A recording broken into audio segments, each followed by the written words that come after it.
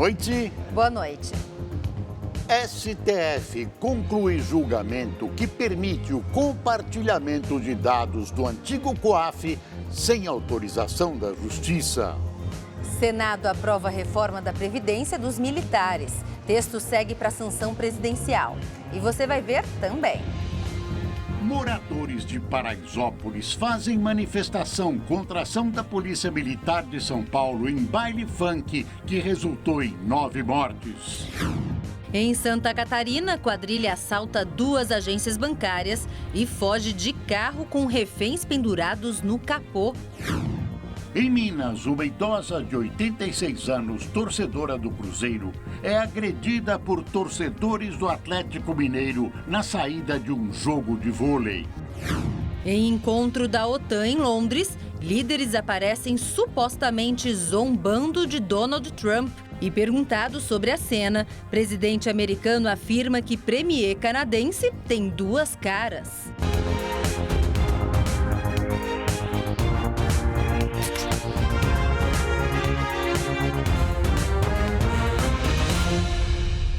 O Supremo Tribunal Federal definiu como será o compartilhamento de dados sigilosos sem autorização da Justiça por órgãos de controle como o antigo COAF. Nós vamos ao vivo a Brasília com o repórter Eric Klein, que tem as informações. Boa noite, Eric. Afinal, o que o STF decidiu? Oi, Boris. Muito boa noite a você também, a Gabriela, a todos que nos acompanham. Olha, o Supremo decidiu que as informações dos órgãos de inteligência financeira, como a Receita Federal e o antigo COAF, devem ser enviadas ao Ministério Público ou à Polícia apenas por comunicações formais, feitas sob sigilo e com a possibilidade de fiscalização posterior da Justiça. A regra para o compartilhamento de informações foi aprovada hoje por 10 votos a 1. Na semana passada, o STF já havia decidido que dados fiscais e bancários poderiam ser compartilhados em investigações criminais sem autorização judicial. Com a decisão, deixa de valer aquela liminar do ministro Dias Toffoli, presidente do Supremo, que paralisou o caso do senador Flávio Bolsonaro, alvo de investigação após o COAF ter indicado supostas movimentações suspeitas na época que ele era deputado estadual no Rio de Janeiro. A decisão do STF pode ter impacto ainda em outras 935 investigações do Ministério Público que estavam paralisadas por determinação do ministro Toffoli. E uma outra corte também tomou uma decisão importante. Na noite de ontem, o Tribunal Superior Eleitoral decidiu que a coleta eletrônica de assinaturas para a criação de partidos políticos é legal. O posicionamento era aguardado pelo presidente Jair Bolsonaro, que pretende fundar uma nova legenda. Vamos ver na reportagem. O resultado foi apertado. 4 ministros se posicionaram favoráveis à nova prática. Outros 3 foram contrários. A decisão foi tomada na análise de uma consulta feita pelo deputado Jerônimo Gergen, do PP do Rio Grande do Sul. Para a maior parte dos ministros, o uso de assinaturas eletrônicas para a criação de novos partidos é possível.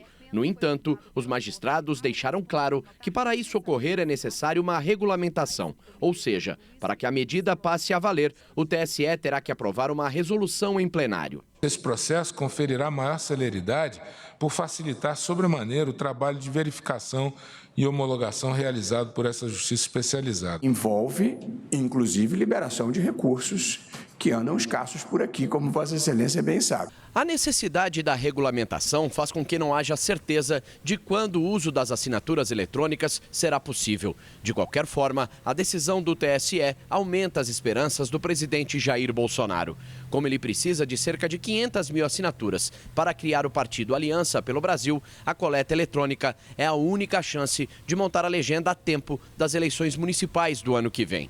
Eu vou tomar conhecimento hoje como é que fica a tal da modulação, né? Se é muito complexo ou não essa coleta de assinatura digital pela biometria. Tem que saber como é que funciona isso aí. Se não for muito complexo, de formar um partido, eu acho que menos de um mês colhe a assinatura. Se for no braço, a gente não vai conseguir formar um partido, essa é a certeza. Que não depende apenas de colher a assinatura, depende da conferência depois. Se conseguir criar o partido a tempo das eleições de 2020, Bolsonaro sabe que a nova legenda terá poucos recursos para disputar o pleito.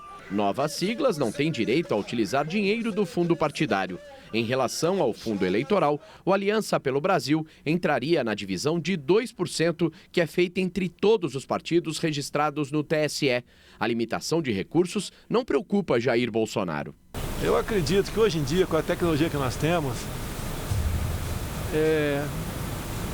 o dinheiro em si não vai fazer mais diferença. Tá? No cargo majoritário meu, é mais a confiança que o eleitor tem vendo a tua imagem, olhando para você e analisando a tua vida pregressa. Vai mais por aí. Eu já vi deputado gastar 15 milhões em uma campanha e não chegar. Na contramão do que pensa o presidente, o Congresso Nacional estuda ampliar o fundo eleitoral para quase 4 bilhões de reais. Geralmente, essas questões políticas, é o parlamento que decide.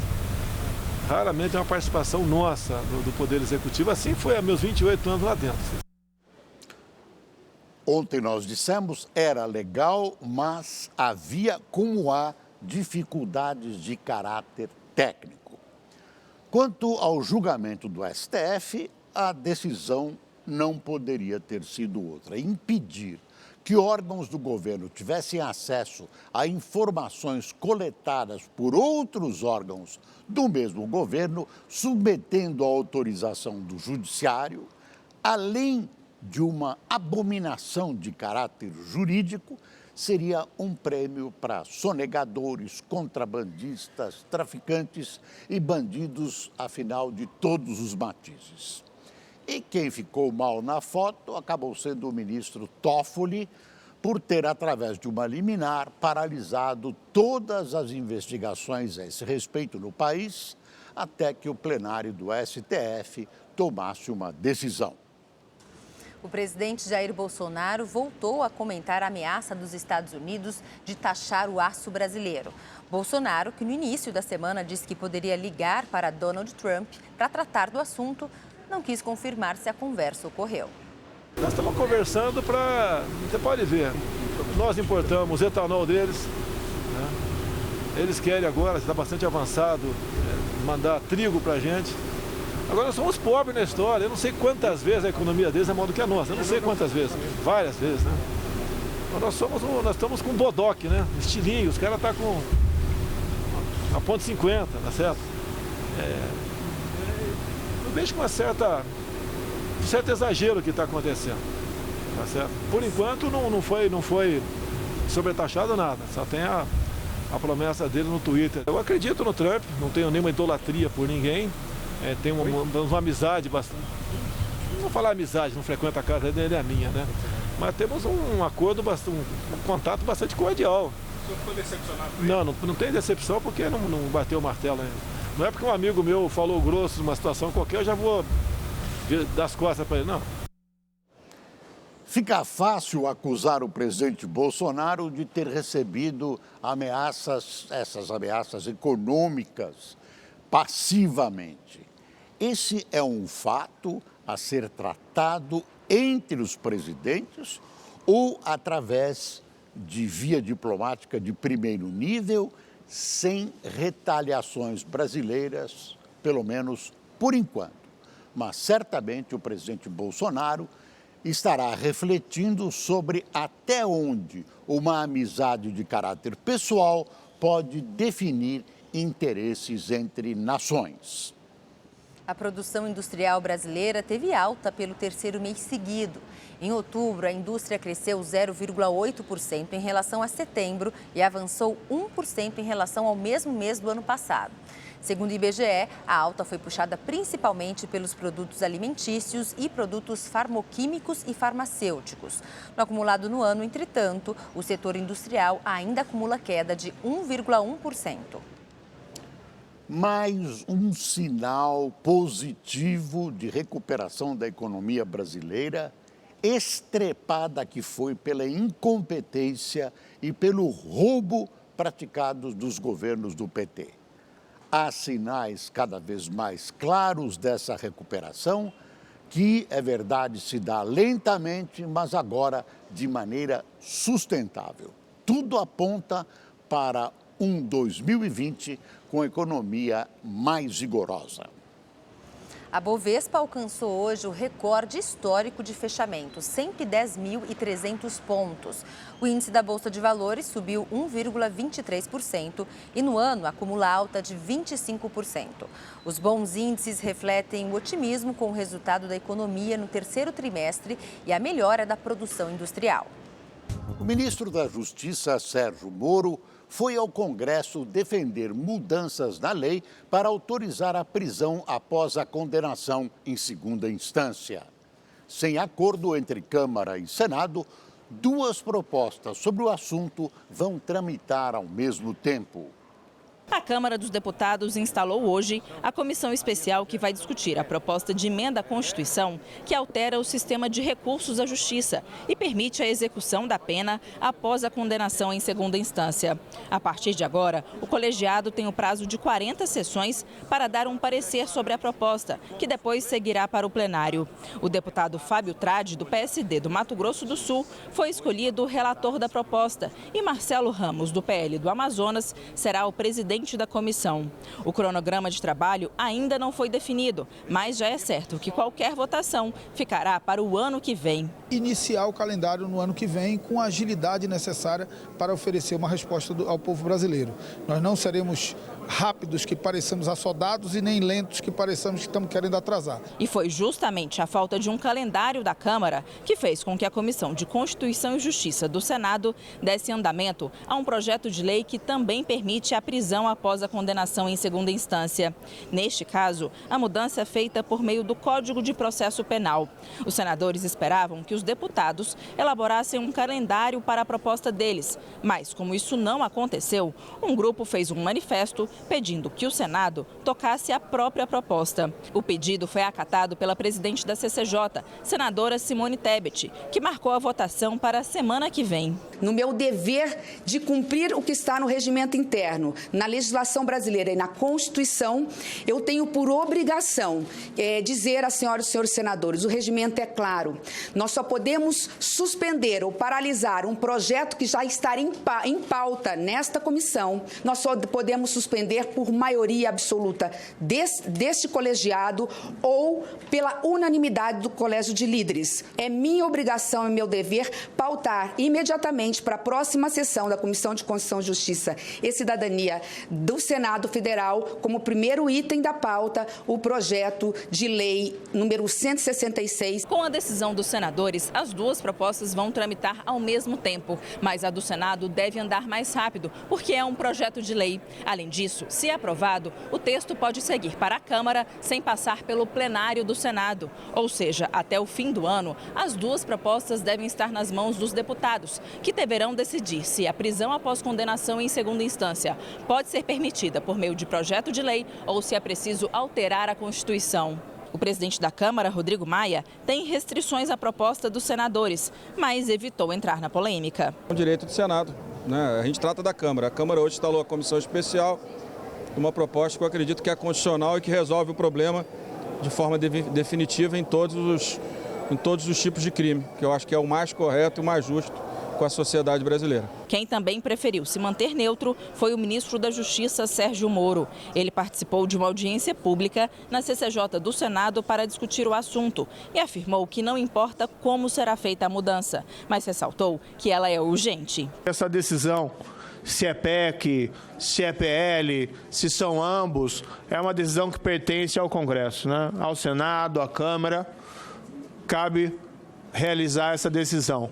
Como ministro da Justiça e da Segurança Pública, apenas eu externo minha posição pessoal, que, a meu ver, a resolução dessa questão é urgente. Moro ainda reafirmou que a execução da pena precisa ocorrer após a condenação em segunda instância para acabar com a sensação de impunidade.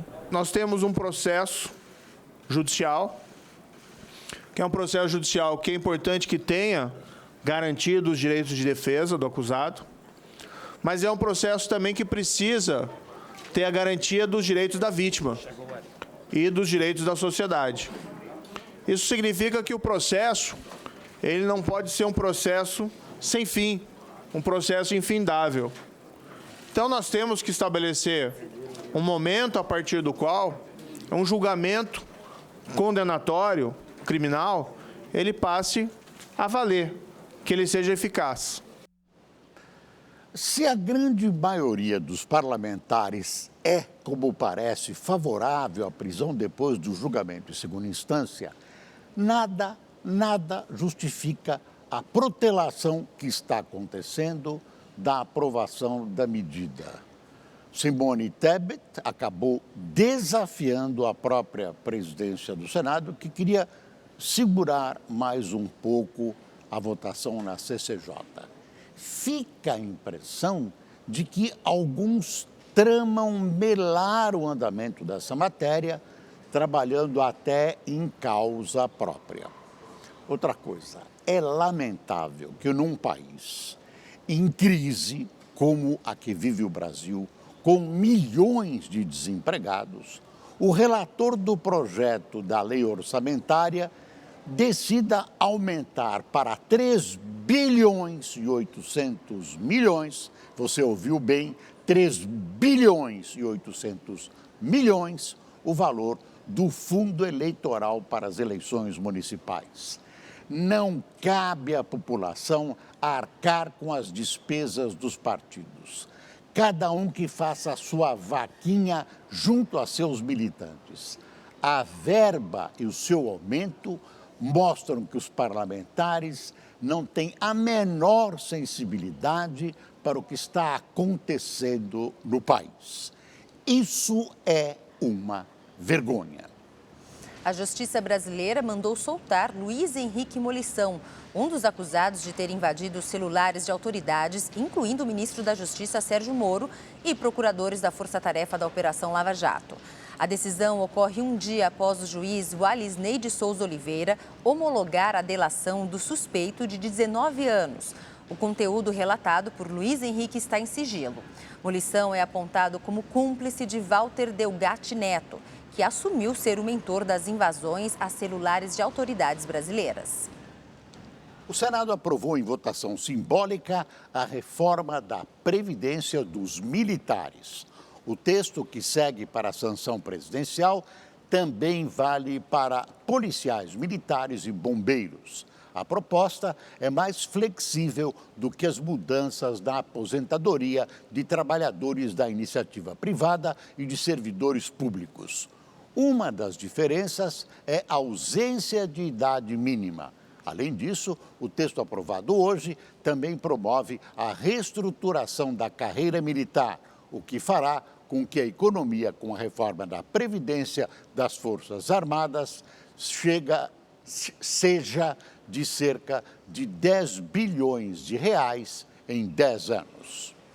Os ministros das Relações Exteriores dos países membros do Mercosul se reuniram hoje em Bento Gonçalves, no Rio Grande do Sul, no encontro preparatório para a cúpula do bloco que acontece amanhã. A reunião de hoje marca a preparação para a 55ª Cúpula de Chefes do Estado do Bloco.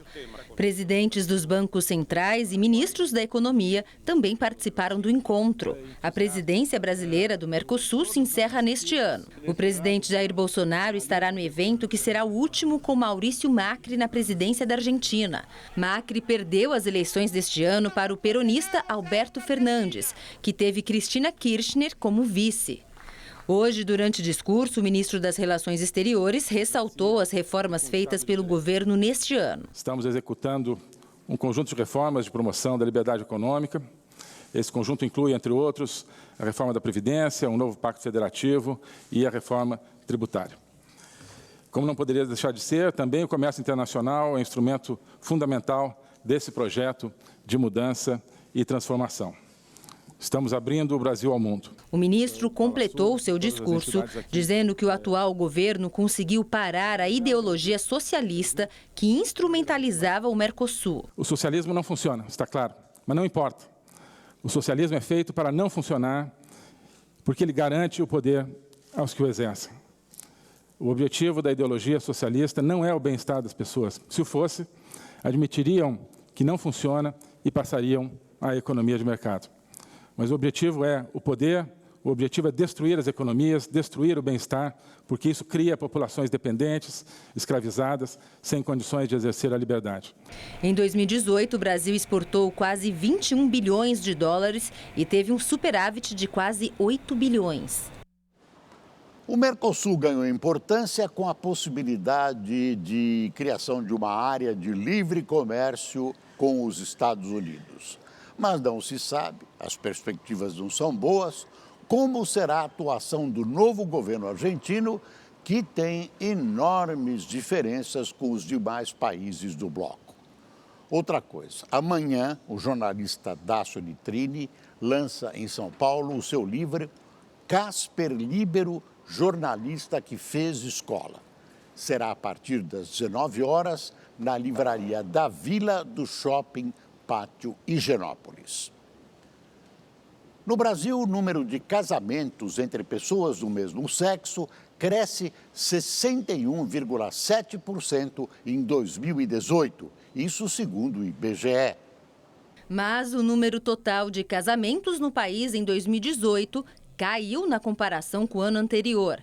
A queda de casamentos entre pessoas heterossexuais foi de 1,6% no ano passado. Entre pessoas do mesmo sexo, no entanto, aconteceu o contrário. Houve crescimento de 61,7%. Em 2013, quando esse tipo de casamento foi autorizado pelo Conselho Nacional de Justiça, foram realizados 3.700 em todo o país. Nos 4 anos seguintes, a média foi de 5.400 casamentos por ano. Já em 2018, foram 9.500. Morreu hoje o ciclista atropelado por um ônibus na zona sul do Rio de Janeiro. Bruno Queiroz de Lima Chaves, de 38 anos, teve morte cerebral confirmada durante a madrugada. A família dele autorizou a doação dos órgãos. O ciclista foi atropelado na manhã de ontem por um ônibus quando voltava de um treino no aterro do Flamengo. O motorista que não prestou socorro ao atleta já prestou depoimento. Ele confirmou que não viu o ciclista, mas vai responder por homicídio culposo no trânsito. Um ex-integrante das Farc, as chamadas Forças Armadas Revolucionárias da Colômbia, foi interrogado hoje em Fortaleza. O colombiano, que foi preso em setembro, deve ser extraditado para os Estados Unidos. Guilhermo Yungo prestou depoimento hoje na 11ª Vara da Justiça Federal no Ceará, por determinação do ministro do STF, Edson Fachin, relator do caso. O interrogatório faz parte do processo de extradição do colombiano aos Estados Unidos. A imprensa não teve acesso ao depoimento. O governo americano acusa Guilhermo Yungo de tráfico internacional de drogas. Ele teria transportado mais de 1 tonelada de cocaína ao país. O colombiano foi preso em setembro pela Polícia Federal em Fortaleza. Guilhermo Yungo era procurado por autoridades da Colômbia e dos Estados Unidos há 10 anos. A Polícia Civil e o Ministério Público do Rio de Janeiro realizaram uma operação que investiga uma quadrilha suspeita de extorquir lojistas no Centro de Comércio Popular da Uruguaiana, na região central da cidade. Os agentes cumpriram mandados de busca e apreensão em diversos endereços ligados à associação que gerencia o camelódromo da Uruguaiana. De acordo com as investigações, tanto a atual administração quanto a antiga são suspeitas de praticar extorsões e adquirir os boxes de forma irregular. Além de gerenciar o aluguel e a venda, a administração também cobrava taxas semanais dos comerciantes. As investigações apontam que o lojista que não pagasse o valor solicitado poderia ser expulso do local. O ex-presidente José Lopes do Nascimento e o atual Antenor Pereira de Jesus Filho foram alvos da Operação Camelos. Armas e documentos relacionados à contabilidade foram apreendidos. A Justiça também determinou o afastamento dos investigados da administração do centro comercial. A Corregedoria da Polícia Militar do Espírito Santo vai investigar a conduta de um PM que se envolveu em uma confusão que terminou com tiros disparados no meio da rua em Vitória. O tumulto aconteceu na última sexta-feira e foi registrado por um morador. As imagens mostram uma discussão entre 2 homens. O de bermuda é policial militar. No meio do bate-boca, ele ameaça atirar. Você quer que eu puxe, atiro? Fala então, puxa e atira. É melhor? O outro homem, que segundo testemunhas é um comerciante, tenta segurar o PM. É neste momento que um rapaz de camisa listrada pega a arma do PM e faz um disparo para o alto. A briga continua e ele faz mais um disparo. Os dois foram contidos por moradores da região, que contaram que tudo começou com um desentendimento no trânsito. Ninguém se feriu. Nós tentamos falar com um representante da Polícia Militar, mas ninguém foi autorizado a gravar entrevista. Por meio de nota, a assessoria informou que a corporação tem conhecimento do fato e está juntando a documentação para a instauração do processo administrativo que vai avaliar a conduta dos envolvidos. O PM, que não teve o nome divulgado, foi afastado das funções. Moradores da comunidade de Paraisópolis, na zona sul de São Paulo, fizeram um protesto agora à noite para pedir justiça. No último domingo, 9 jovens morreram durante uma ação da Polícia Militar. Centenas de pessoas participaram da passeata. Moradores, amigos e familiares das vítimas saíram da comunidade de Paraisópolis e caminharam até o Palácio dos Bandeirantes, que fica na mesma região.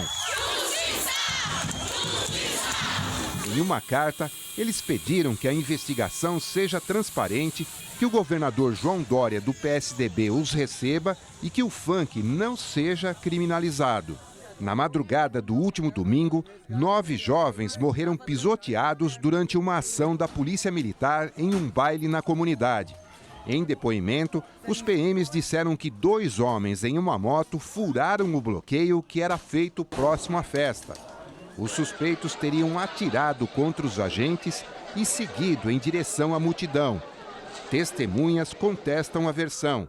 Imagens que circulam na internet e teriam sido feitas na noite da tragédia mostram jovens sendo agredidos por policiais. Todos os PMs que participaram da operação já foram ouvidos. 6 estão afastados das ruas. Um dos vídeos de violência policial atribuídos à ação na favela de Paraisópolis, na verdade, aconteceu na comunidade de Heliópolis. A operação também foi na madrugada de domingo e terminou com um suspeito morto. As imagens mostram um grupo andando por uma viela. De repente, as pessoas começam a correr no sentido contrário e são encurraladas por 3 policiais. Um dos PMs agride os jovens. De acordo com a polícia, o caso ocorreu na favela de Heliópolis, na madrugada do último domingo, durante um baile funk. A ação foi no mesmo dia da festa na comunidade de Paraisópolis, que terminou com 9 jovens mortos. As circunstâncias, de acordo com a PM, também foram parecidas. Os policiais dizem que perseguiam uma moto e foram recebidos com tiros. Um suspeito foi baleado e morto. O caso está sendo investigado pelo DHPP e também pela Corregedoria da Polícia, que pediu afastamento dos PMs envolvidos na ação. É preciso que as autoridades completem as investigações para que se tenha um panorama do que aconteceu realmente.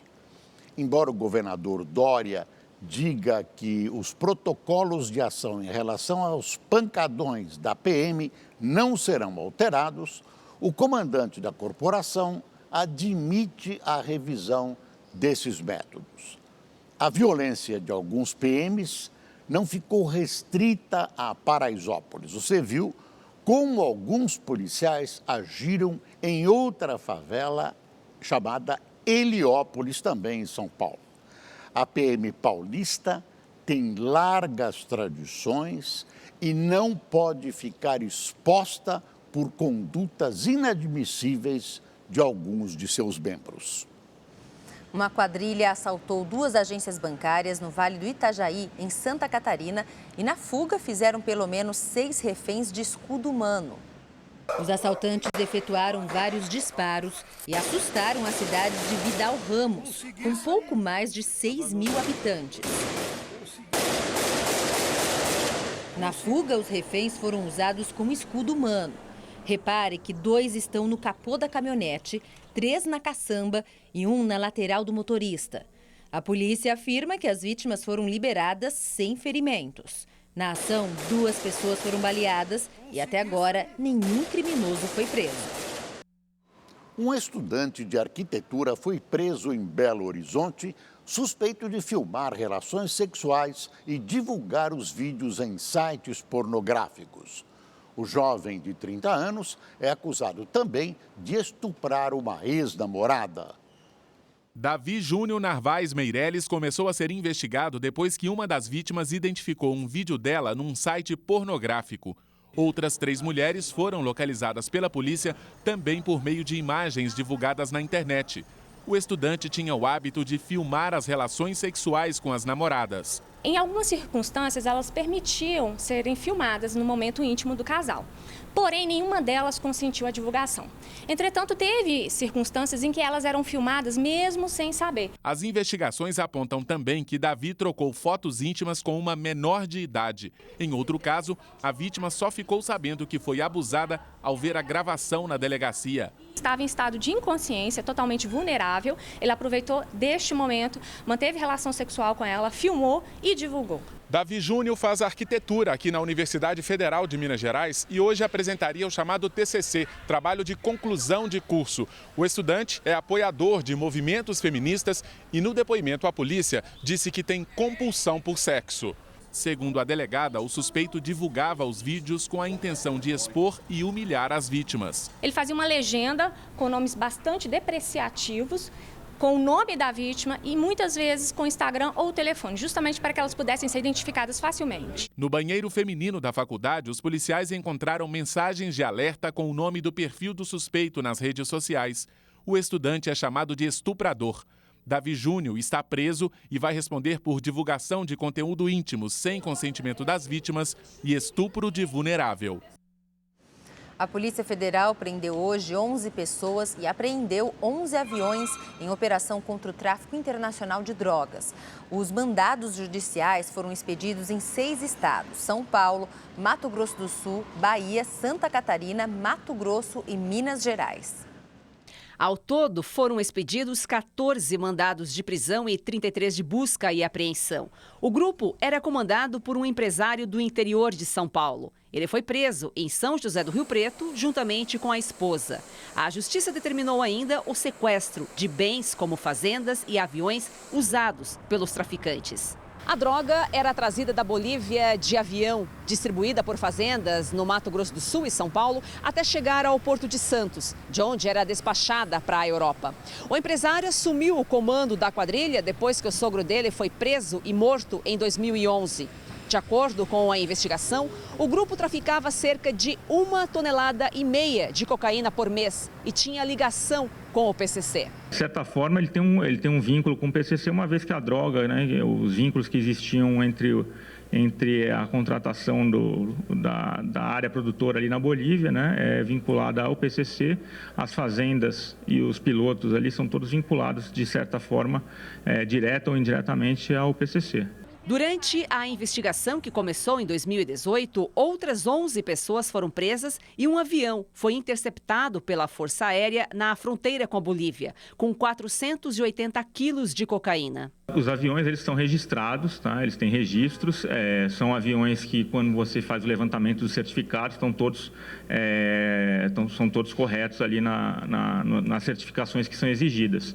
Contudo, essas aeronaves, elas pousam em pistas clandestinas, existentes em fazendas no interior do Mato Grosso do Sul. Os investigados devem responder pelos crimes de tráfico internacional de entorpecentes, por associação ao tráfico e por lavagem de dinheiro. E chegou a hora da previsão do tempo para todo o país. Uma frente fria provoca instabilidades e leva bastante chuva entre o norte gaúcho e o Paraná. E tem alerta para temporal. Chuva forte com raios e vendaval desde o interior de Minas, passando por Goiás, pegando áreas do Mato Grosso do Sul e todo o estado de São Paulo. O risco para deslizamentos e alagamentos continua em Belo Horizonte. A chuva pode ser forte também na capital paulista, máxima de 28 graus amanhã. O temporal deve cair a qualquer hora do dia também no Distrito Federal. No Rio de Janeiro, quinta-feira de muito sol, calor de 33 graus e pancadas de chuva no final do dia. Na sexta-feira, a temperatura cai para 26 graus e a chuva ganha força. Pelo nordeste do Brasil, predomínio de sol amanhã. A máxima chega aos 33 graus em Fortaleza. Há chance de chuva em todo o centro-oeste nos estados do norte do Brasil. Em Boa Vista, a temperatura chega aos 34 graus. Mesma coisa em Cuiabá.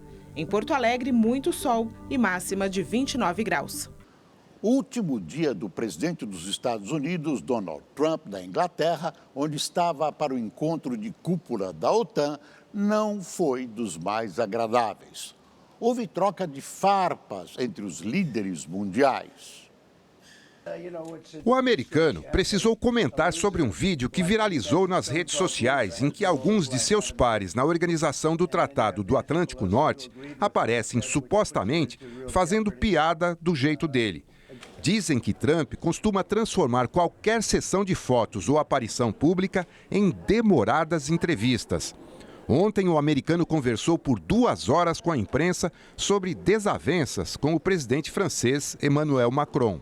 O vídeo que viralizou foi feito numa recepção no Palácio de Buckingham, a residência da Rainha Elizabeth II, em Londres. Numa rodinha de conversas, da esquerda para a direita, estão o primeiro-ministro da Holanda, Mark Rutte, o premier do Canadá, Justin Trudeau, o primeiro-ministro britânico, Boris Johnson, e o presidente Emmanuel Macron. O primeiro que surge falando é Johnson, que sarcasticamente deduz que o francês se atrasou para a recepção no palácio por causa de Trump. O premier canadense pega a deixa e acrescenta: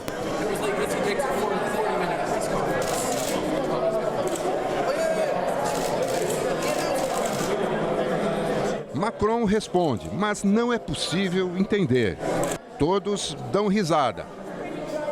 Um pouco mais adiante, o canadense diz que até a equipe de Trump passa vergonha. Irritado, o presidente americano chamou o primeiro-ministro do Canadá de 2 caras. Depois disse que Trudeau pode ter ficado chateado por ele ter pedido mais contribuições financeiras para a OTAN. Antes de deixar a Inglaterra, também irritado com um relatório sobre as investigações que podem levar ao seu impeachment, Trump chamou o deputado democrata Adam Schiff de perdedor. Schiff é coordenador da comissão que produziu o documento. O presidente do Irã defendeu a libertação de manifestantes que sejam inocentes detidos no mês passado durante protestos contra o aumento dos combustíveis. Em pronunciamento público, Hassan Rouhani disse que as pessoas que colocaram fogo em pneus, por exemplo, não devem ser mantidas presas. Centenas de manifestantes estão detidos por causa dos protestos. O presidente do Irã também disse estar disposto a dialogar com o governo americano sobre o acordo nuclear para que as sanções econômicas contra o país sejam suspensas. As aulas do curso de odontologia da Universidade de Pernambuco foram suspensas por causa de problemas na estrutura do prédio.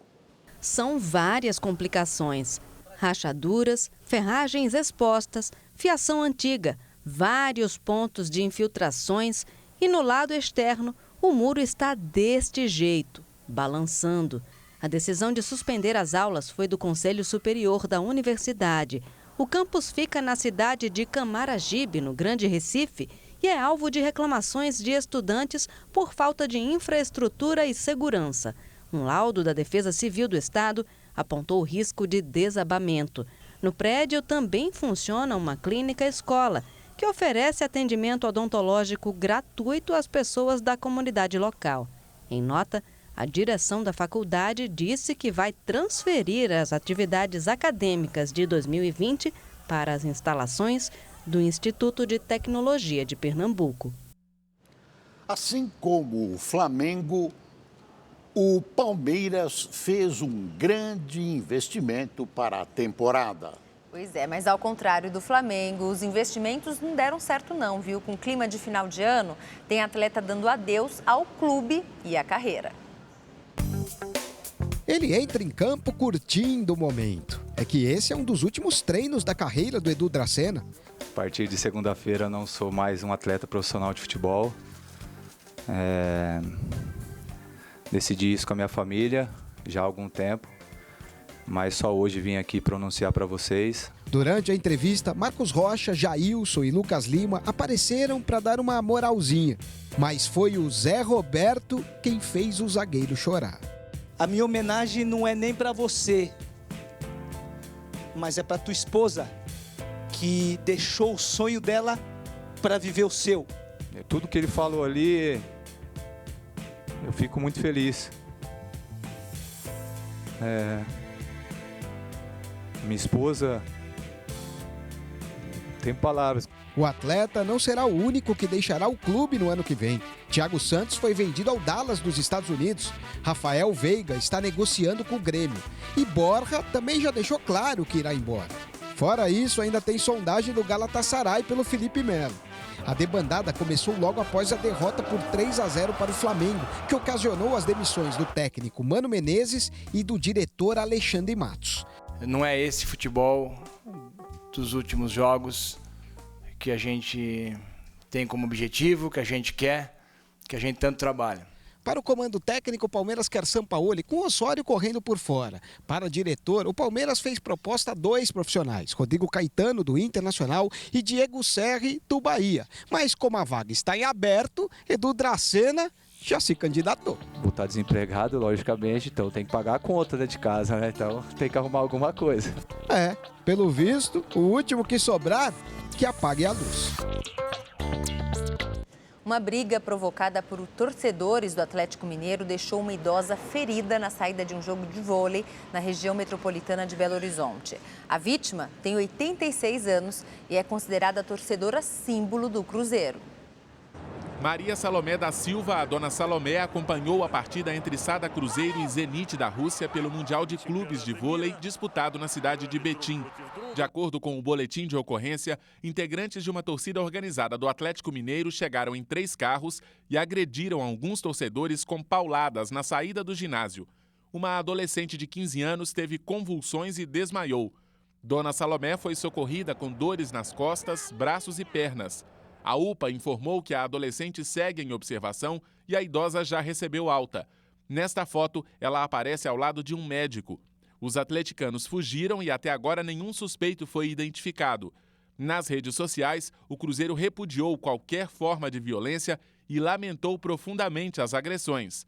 Neste vídeo, dona Salomé, de 86 anos, diz que está tudo bem com ela. E hoje eu vou ao jogo, tá?